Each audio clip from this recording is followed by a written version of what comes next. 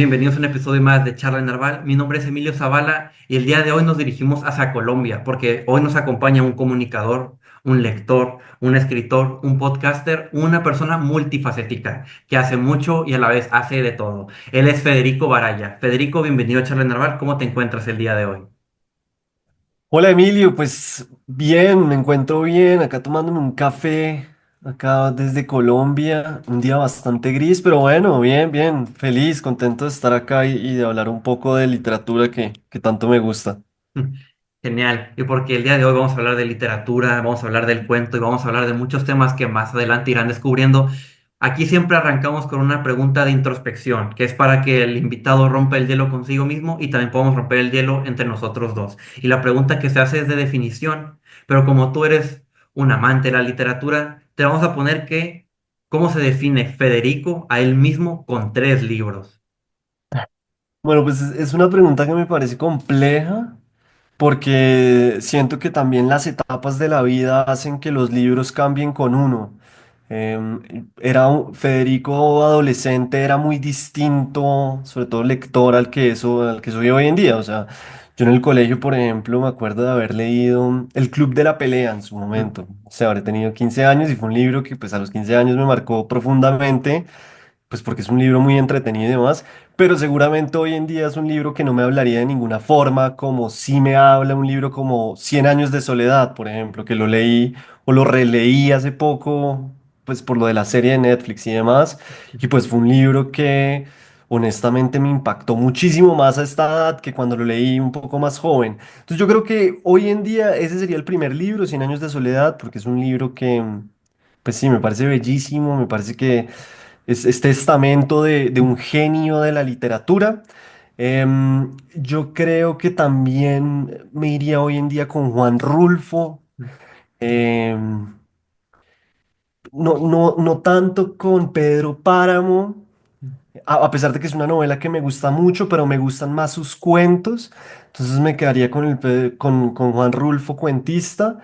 Y creo que un libro de cuentos que hace parte importante del mundo literatus, que es el podcast pues, dedicado al género del cuento que tengo ya hace un tiempo y que me gustaría poner acá, es Pelea de Gallos de María Fernanda Ampuero, porque fue como de mis primeras entrevistas con una escritora del tamaño, pues, o sea, de la importancia de ella.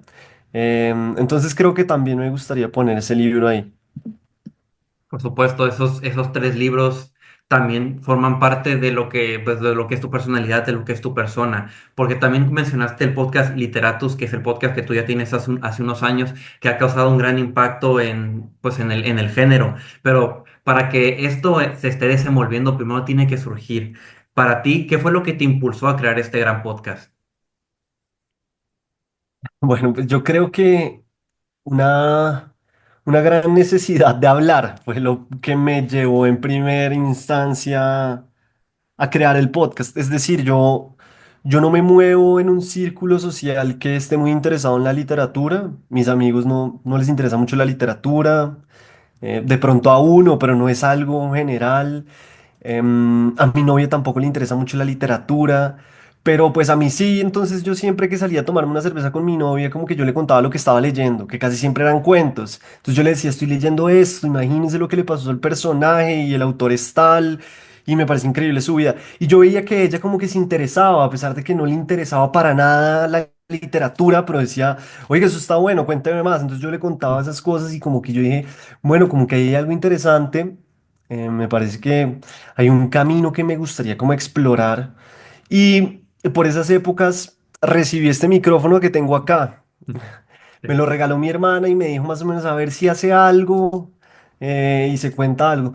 Y también, o sea, es que fueron muchas cosas que se conjugaron porque yo estaba leyendo preciso la vida de Horacio Quiroga. Horacio Quiroga es un escritor, sí, uruguayo-argentino, porque a pesar de que nació en Argentina, se fue a vivir a muy temprana edad a Uruguay. Y bueno, él tuvo muchas desgracias, una vida como terrorífica. Y cuando yo leí la vida de él, yo dije, ¿qué es esto tan loco? Leí sus cuentos, también como muy impactado con sus cuentos porque sus cuentos son muy poderosos y él es muy importante en el género del cuento, sobre todo en América Latina. Y dije, bueno, pues voy a hacer un primer capítulo hablando de este señor. Entonces hice ese primer capítulo Y es horrible porque pues yo hago todo, mi podcast es muy como hecho en casa, me gusta ese concepto como de que sea un poco artesanal en ese sentido. La aplicación me regalaba una música y esa música era pues música de esa que regalan horrible. Entonces yo al siguiente capítulo yo dije, no, yo no puedo seguir con esa música porque me parece feísima, me parece un esperpento. Y entonces yo tenía por ahí una organeta y empezaba a molestar con la organeta y así creé también el jingle como de Literatus y así fue creciendo el proyecto y como que así inició todo el tema de Literatus. Obviamente al principio todo el mundo me decía que yo estaba loco, em, que cómo iba a ser un podcast de cuento, que eso a nadie le interesa. Pues yo dije, vamos a ver si a nadie le interesa. Y bueno, ahí ya vamos como 68 capítulos. Claro, porque cuando algunos te llaman loco, tú dejas llevar esa locura para crear lo que se tiene ahora. Y pues obviamente este gran podcast ha impactado a muchas personas, porque se sabe que ya muchas personas lo sigue, tienes, escuchan en Colombia, en Argentina, en México, te escuchan en partes de Latinoamérica y también fuera de. Pero a su vez, todo esto no solo es el impacto que tienes tú hacia las personas, sino también el impacto que este podcast puede tener hacia ti. En tus palabras, ¿de qué forma ha impactado este podcast a Federico? Es que es un poco cliché, pero yo sí creo que Literatus transformó mi vida y le dio un sentido distinto a lo que yo venía haciendo, porque yo venía en mi vida trabajando como en temas de consultoría de estrategia y comunicación, que igual me nutrió de muchas cosas para este ecosistema que creé que es Literatus, porque me enseñó como de muchas metodologías de diseño e innovación que me permitieron después traer todo eso como a este mundo.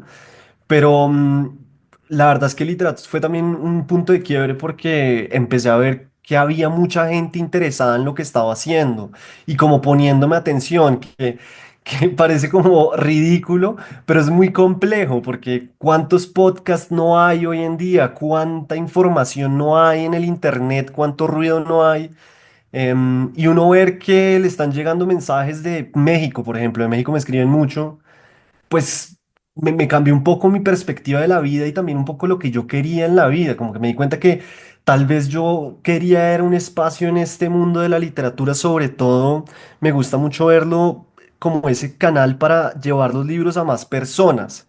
Eso me parece que es muy bonito y como hacer un cambio en las lógicas editoriales y de marketing que hay en este mundo porque a veces siento que el marketing de los libros se quedó estancado como en los 80 o algo así, y entonces por eso se dice que la gente no lee y demás, pero yo siento que hay que hacer esfuerzos distintos para llevar los libros a las personas. Entonces, pues por ese lado de eso me cambió la vida en ese sentido, pues me dedico a esto, me abrió muchas puertas, conocí a muchas personas, conocí a muchas personas. Y, y bueno, pues eso es lo que me parece muy bonito como del ecosistema de Literatus. Todo esto que te pareció bonito, que te pareció bello de este ecosistema literatus del que tú me estás hablando, pues se centra específicamente en lo que es el género del cuento. Pero dentro de la literatura hay bastantes géneros. Pero ¿qué fue lo que a ti pues te orientó a querer pues, justamente centrarlo en el género del cuento?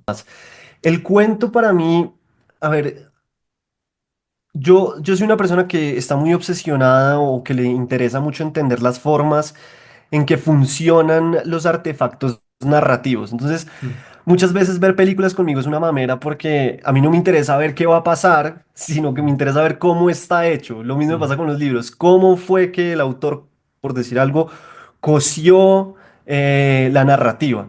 Y el cuento tiene una cosa muy bonita y es que los cuentos para que funcionen tienen que ser básicamente perfectos. Si no, el cuento no funciona, el cuento es malo. Sí, no hace parte del mundo del género del cuento. Entonces uno lee, no sé, a Cortázar, que hacía artefactos tan bonitos, tan bien construidos, o de nuevo, lea a García Márquez, o lea a todos estos escritores de Estados Unidos que tienen muy claro el género, igual que en Argentina, y esas reglas y esa dificultad también de lo breve me llamaba mucho la atención. Borges, por ejemplo, que dice que no hay necesidad de escribir novelas porque uno puede decirlo todo en un cuento. de una forma mucho más breve y más poética. Entonces creo que por eso me llama mucho la atención el cuento. Es un género que me parece muy complejo, técnicamente es muy rico, no permite tantas cosas como la novela, pero la novela también tiene muchas dificultades distintas a la del cuento, pero creo que por ahí va pues lo que me gusta del género del cuento. Me gusta mucho también es leerlos y desarmarlos. Sí, no sé, como esas personas que les gustan los relojes, yo qué sé, y los abren para ver cómo funciona. A mí me gusta un poco eso con los cuentos y por eso también, y de ese concepto del podcast en el que las personas primero se llevaran el chisme del autor, el correve y dile, pero también se llevaran un poco el cuento y lo oyeran y después en una fiesta o tomándose un café o lo que fuere, le dijeran a la gente como, uy, usted no sabe el cuento que oí y lo contaran. Entonces eso me parecía como muy lindo y muy bacano y por ahí fue que, pues por eso es que me gusta tanto el cuento, yo creo. Sí, ya que a su vez, dentro de lo que es cada género de la literatura, pues hay un elemento, hay un factor muy importante que puede ser el influyente para que todo esto se vaya desencadenando, que es justamente la creatividad. La creatividad, como toda persona puede ser creativa, o también como nosotros hacemos nuestras cosas, puede demostrar nuestra gran creatividad. Pero en tus palabras, Federico, ¿qué es la creatividad? Bueno, yo creo que la creatividad no es un don divino, por ejemplo, que se nos ha dicho mucho eso desde pequeños, como están las personas creativas y están las personas que de pronto son buenos en otros temas como las matemáticas, por decir cualquier cosa. Yo creo que la creatividad es más un estado en el que uno puede entrar y salir con distintas herramientas o estrategias, que es un poco la teoría de la creatividad que yo conozco y que he trabajado. Ahora, lo que pasa es que también depende de la creatividad. ¿Para qué? La creatividad en la literatura, pues yo no creo en tal cosa de la creatividad de la literatura, como, qué persona más creativa para escribir. No creo eso. Yo creo que muchas veces en la literatura lo que hay es personas muy leídas, muy recursivas, con muchísimos referentes y que se sientan y trabajan demasiado, una y otra vez sus borradores hasta lograrlo. Pero si ya lo vemos en otros, sí, como estadios o ámbitos de la vida, pues la creatividad para mí sí es un estado en el que yo puedo entrar y salir obligándome a hacer cosas. Entonces, por ejemplo, yo pienso en la teoría de la restricción, que es una de las teorías básicas de la creatividad, y es si usted quiere lograr un objetivo de forma creativa, restrínjase cosas. Entonces, si usted quiere conseguir el nombre de una marca, dígale a su cerebro que no pueden ser, sí, como palabras únicas o nombres propios. Y eso hace que el cerebro empiece a moverse. Pero eso para mí es la creatividad, más que esos momentos de eureka o de simplemente yo nací con la creatividad. No, es un músculo que hay que desarrollar, hay que entrenar y que perfectamente se puede hacer. No importa si uno es matemático, no importa si uno es ingeniero, no importa eso. Claro, porque también ahora en el mundo en el que vivimos, pues que es un mundo moderno, que estamos rodeados de la tecnología, que tal vez antes no se tenía de la forma que se tiene ahora, de que si no es la inteligencia artificial, es de que tenemos una laptop, tenemos lo que es la red de internet, que todo esto nos permite y nos da una gran herramienta para que desarrollarla o inclusive también poder conocerla o descubrir nuestra propia creatividad. Pero ahora con todas estas nuevas tecnologías, Federico, ¿tú cómo crees que la creatividad se ve influenciada a través de esto?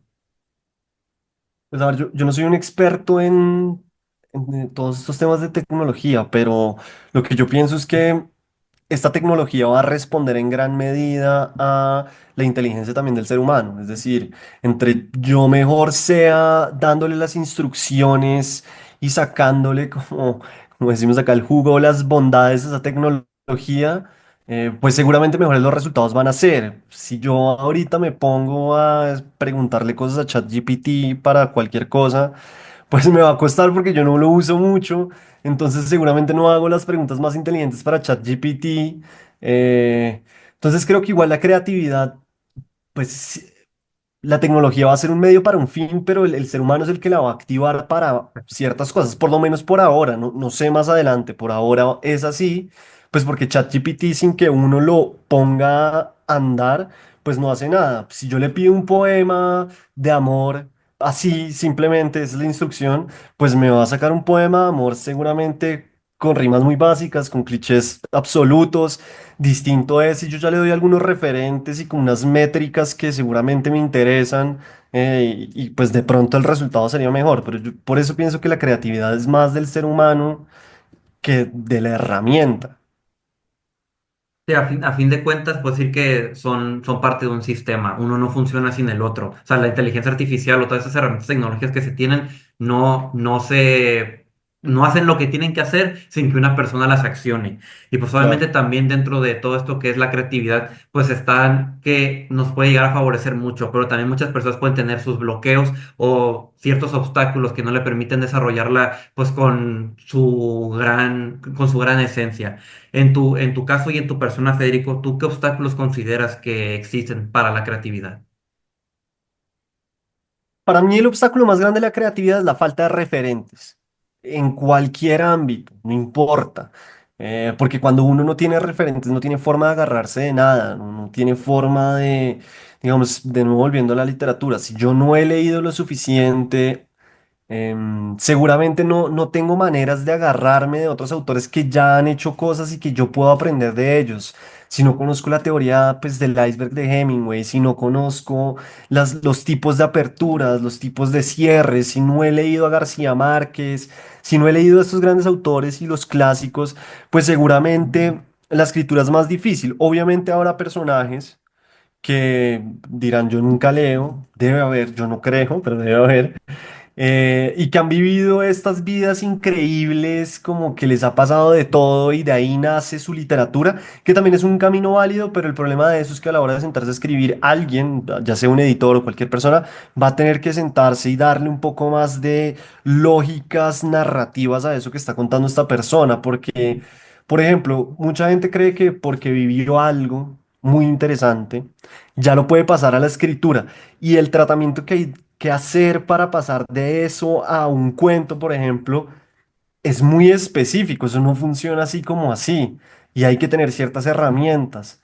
Entonces yo creo que lo que más me interesa a mí cuando hablo de creatividad es referentes. En el diseño, por ejemplo, eso es muy común. Los diseñadores, antes de sentarse a construir un logo, a construir una marca, lo que fuere, miran muchos referentes de lo que quisieran hacer más o menos y sobre eso se inspiran. Claro, y también tú, Federico, como una persona creativa, pues dentro de todo esto que engloba la creatividad, también puedes jugar mucho el papel de lo que es la inspiración, de que muchos dicen de que no, me cayó la inspiración y escribí mi mejor cuento, o me cayó la inspiración y jugué mi mejor partido, X o Y, por X o Y razones, pero lo pueden englobar en lo que es la inspiración. Si ahorita tuviéramos la inspiración en lo que es la escritura creativa, ¿tú consideras que es mejor escribir todos los días o solo cuando te sientes inspirado? Depende de la persona. Yo no creo en la inspiración, por ejemplo. Es decir, hay momentos en los que uno sí se le ocurren cosas, pero uno no va a escribir de una inspiración, una novela, porque hay que trabajarla muchísimo, lo mismo un cuento. Pero sí hay momentos en los que uno va caminando o oye a alguien y dice, eso está muy bueno, me voy a robar ese diálogo. O esas veces que uno no puede dormirse en la noche y simplemente empieza a imaginarse cosas y le sale una buena idea. Creo en ese tipo de inspiración, en ese sentido, como un punto inicial, pero después viene el trabajo, y el trabajo es lo más duro, es sentarse y de verdad darle forma a las cosas. Entonces, frente a eso, pues depende de las personas. Hay personas que no necesitan escribir todos los días, porque con 2 sesiones, 3 sesiones logran avanzar todo lo que necesitan avanzar. Hay otras personas que necesitan escribir todos los días, pues uno ve a César Aira, el escritor argentino, él todos los días, aunque sean 15 minutos, escribe, sin saber si le va a funcionar, si no va a funcionar, si va a estar bueno, si mañana va a tener que borrar todo y volver a empezar, no le importa, 15 minutos. Hay otros como Bonetti, que fue este escritor uruguayo, que él decía que él escribía cuando se le daba la gana. Y por ejemplo, una de sus novelas las escribió porque era la prohibición de tabaco en Buenos Aires, no compró cigarrillos, estaba desesperado y se sentó a escribir por horas y escribió la novela. Pero pues esa era su manera, por eso es que uno tiene que encontrar cuál es su manera. Hay gente que escribe a las 5 de la mañana, eso a mí me parece totalmente demencial. Yo a las 5 de la mañana no puedo abrir un ojo, pero hay otros que escriben por la noche. Sí. Entonces yo creo que eso varía mucho. Y hay que encontrar la manera que más le funcione a la persona que quiera escribir. Lo cierto es que muchas veces a mí la gente me dice, es que yo quiero escribir, pero no puedo. Entonces uno le pregunta, pero usted, ¿cuánto escribe o cuándo está escribiendo? No, nunca. Pues ahí está el problema. Entonces yo creo que lo primero y lo más importante es empezar a escribir, sea un día, 2 días, como sea, pero empezar a escribir para ver qué sale. Digo, también se podría decir que todo esto de lo que se dice que la inspiración o todos estos elementos y que no son tangibles, pues son estados a su vez también. Son estados que tú puedes descubrir por tu cuenta o que de la nada simplemente se te presentan. Pero a su vez está que todo lo que uno realiza, ya sea tú, Federico, con tu podcast, con Literatus y con todo lo que tú también desarrollas en tu día a día, pues está el hecho de que siempre se busca avanzar, ir conociendo, aprender más e ir nutriendo nuestro pues lo que es nuestro cuerpo, lo que es nuestra mente, nuestro cerebro. Y pero, por ejemplo, tú para seguir consiguiendo y cosechando metas, logros, ¿tú qué haces para ser mejor que ayer? Bueno, este año, por ejemplo, empecé con el video porque yo no hacía videos, solo así me gustaba como el formato básico del audio, pero pues este año sí dije, no, me toca, pues sí, empezar a meterle video, pero más allá de eso, que es como un ejemplo muy específico, a mí me gusta mucho la medición. Medir las cosas, entender qué funciona y qué no funciona, porque pues de nada sirve hacer, hacer, hacer y no tener un momento de detenerse y preguntarse, bueno, qué funciona y qué no funciona, que eso también viene mucho como de, yo creo que sí, del mundo del diseño y como del marketing, que también como que me ha tocado meterme mucho en ese mundo, entonces me gusta medir las cosas y entender qué funciona y qué no, tener métricas, ver qué episodios les fue bien, preguntarme por qué les fue bien o por qué no les fue bien. Lo mismo con los videos de Instagram, como que hay videos que yo ya sé más o menos que les va a ir bien, pues de pronto no van a ser una locura, pero sé que les va a ir medianamente bien. Como hay otros que sé que me estoy arriesgando y que pueden salir muy mal y que efectivamente muchas veces les va mal, pero pues necesito también arriesgarme para saber qué más hay y qué más puedo hacer. Entonces, yo creo que eso es muy importante, sobre todo cuando uno está haciendo esta clase de proyectos. eh, en los que uno tiene que preguntarse también qué está haciendo bien y qué está haciendo mal y cómo lo está midiendo para ver cómo lo puede escalar, porque pues de nada sirve hacer un proyecto tanto tiempo, sobre todo, no sé, el podcast que quita tanto tiempo y no llegar a nada, no ver nuevos resultados. Entonces por eso a mí me gusta mucho es medir y retarme un poco, como bueno, que no he hecho, vamos a hacerlo, sí, para seguir creciendo y escalándolo. Por supuesto. Y en lo que se va trabajando y se sigue trabajando todo esto, ahora uniendo los ejes del tiempo que son el pasado y el presente, antes de pasar al eje del tiempo que es el futuro, ¿tú qué consideras que fue lo que te llevó a ser lo que eres hoy, Federico? No, pues es que eso es muy complejo, pues o sea, yo, yo en ese sentido soy muy existencialista, como que creo que la vida va sucediendo muchas veces, es decir, yo no soy esa clase de personas que tienen la vida como definida y que sabe que va para esa meta y que no soy tan así.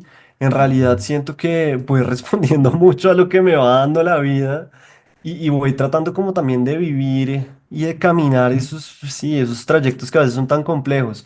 Em, Sin embargo, pues si uno lo mira así en retrospectiva, yo creo que todo fue sumando lentamente porque yo, a pesar de ser comunicador social, como periodista en realidad, porque yo soy periodista pues hice un rato televisión y como que en su momento yo no entendía para qué me iba a funcionar la televisión, pero pues hoy en día me doy cuenta para qué me funcionó, no entendía para qué me funcionaba entrevistar cuando yo quería era simplemente escribir, pues hoy en día entiendo para qué me funcionó. Después trabajé en esta consultora aprendiendo metodologías de diseño que yo decía, pero esto cómo me va a funcionar en mi vida o a qué viene. Y después todo eso me ayudó para seguir construyendo este proyecto, o para empezar a construirlo. Entonces como que todas las piezas obviamente empezaron a encajar, pero obviamente también porque uno tiene que hacerlas encajar, como entender qué es lo que le gusta de eso, qué funciona y empezar a aplicarlo. Entonces yo creo que son todas esas cosas que me fueron llevando hasta este punto, pero también todo es un sinsentido, o sea, puede que simplemente llegué acá por suerte, por coincidencias de la vida, porque sí.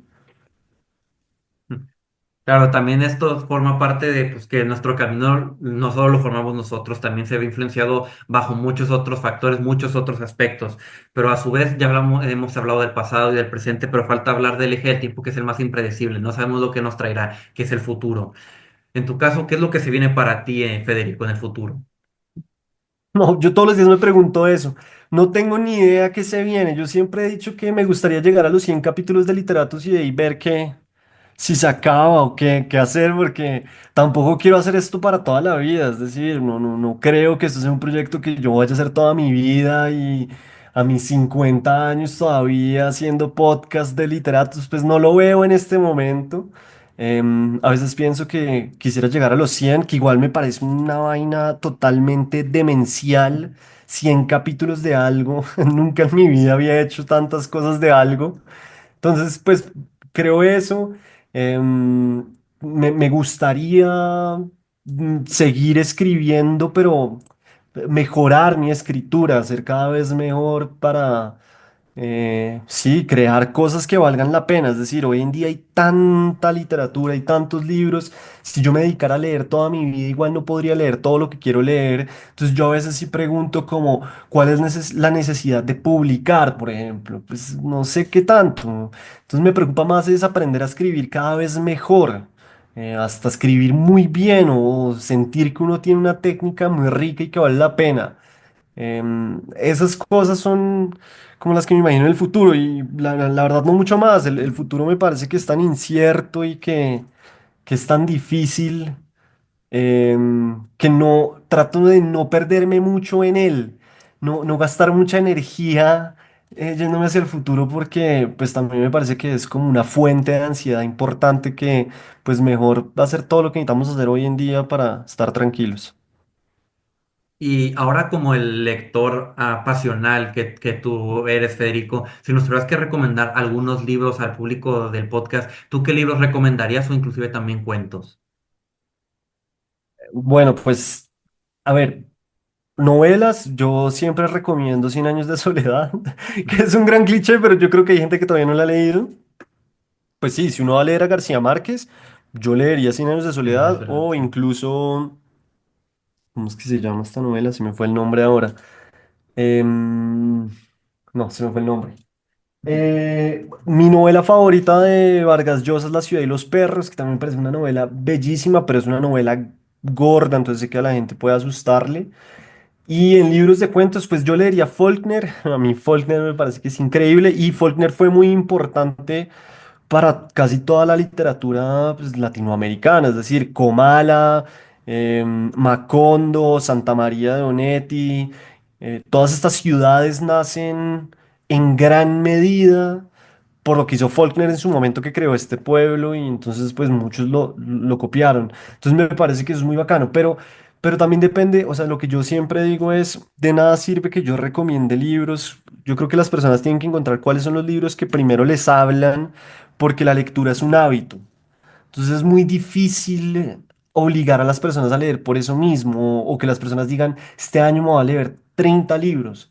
Es muy difícil porque toca generar primero el hábito y para generar el hábito hay que leer cosas que llamen la atención en uno, que resuenen. No sé, mis amigos son muy futboleros. Seguramente a ellos les gustaría más leer libros de fútbol que literatura. Entonces, por eso yo tampoco recomiendo tanto. A mi mamá sí le recomiendo mucho, por ejemplo. Entonces ella se acaba de leer El retrato de Dorian Gray de Oscar Wilde y pues le pareció una locura. Pues claro, es un libro increíble. Entonces, digamos, los clásicos a mí me gustan mucho. La Ilíada, la Odisea. Me parece que vale la pena revisarlos. Obviamente Shakespeare también, pero más moderno. Yo creo que hoy en día hay muy buena literatura femenina. Bueno, siempre ha habido muy buena literatura femenina, solo que hoy en día como que tienen un espacio mucho más claro y grande y se lo han ganado. Entonces Mariana Enríquez, para los que les gusta el terror, es una argentina y es buenísima. Samantha Schweblin, lo mismo. Ella es una escritora argentina increíble. Acá en Colombia tenemos una que se llama Laura Ortiz, que tiene un libro de cuentos que se llama Sofoco, que también es una verdadera locura. Hay una irlandesa que se llama Claire Keegan. Yo no me canso de recomendar a Claire Keegan. Es increíble todo lo que hace, todos los cuentos que escribe son supremamente poderosos, muy buenos, muy bien escritos, muy bien hechos. Y eso es lo otro, si uno puede leer en el idioma original, siempre hacerlo, pues porque es que en la traducción se pierden muchas cosas. Entonces, mujeres, eso. Y ahí como para terminar, a mí me gusta mucho lo que es Cheever y lo que es Carver, Carver que es tan criticado hoy en día, pero ellos dos me gustan mucho. Entonces, pues yo creo que ahí hay de dónde escoger. Por supuesto. Y también como la historia de las personas no se termina, sino tiende a continuar. Si la gente te quiere encontrar en las redes, ¿en dónde te puede encontrar, Federico? ¿Y en dónde pueden escuchar el podcast Literatus? Bueno, el podcast lo pueden oír en YouTube, en Spotify, en Apple Podcast. Yo creo que esos tres son los principales donde está. Lo encuentran como Literatus. Incluso yo creo que si ponen mi nombre lo encuentran. Y mis otros dos canales, que son los que más uso, son Instagram, que es federico.baraya, y TikTok. Pero TikTok no lo uso mucho, o sea, sí, pero no tanto. Uso más Instagram, entonces creo que esos son los canales principales que tengo. Si me escriben, yo siempre respondo, entonces pues Por supuesto, eso que tú mencionaste es confirmado, por eso estamos teniendo y de poder desarrollar esta gran charla que estamos pues justamente teniendo en estos momentos. Pero antes de cerrar el episodio, pasamos a la última sección que es el mensaje final. Y el mensaje final es ese último espacio que se le entrega al invitado en cuestión, que hoy eres tú, Federico, para que dé una última reflexión, algún consejo, alguna recomendación, lo que la persona desee expresar antes de cerrar este episodio. En este caso, ¿cuál sería ese mensaje final que tú quisieras dejar, Federico? creo simplemente que las personas que oigan esto y estén interesados como en montar un proyecto parecido, ya sea en YouTube, en Spotify o en lo que sea, mi recomendación es que lo hagan sobre algo que de verdad les guste mucho porque, o si no es muy difícil seguir adelante, si no es algo que de verdad les guste y les llame la atención y lo hagan como con mucho cariño, va a ser muy difícil porque a la final hacer esta clase de proyectos como el tuyo o como el mío quitan mucho tiempo, hay que invertirle muchas ganas y es muy fácil fallar en el camino y pues sí, como abandonar las cosas. Entonces yo creo que lo mejor que uno puede hacer si quiere hacer algo de este estilo es siempre hacerlo de algo que le llame a uno mucho la atención y que le guste, si no es muy difícil.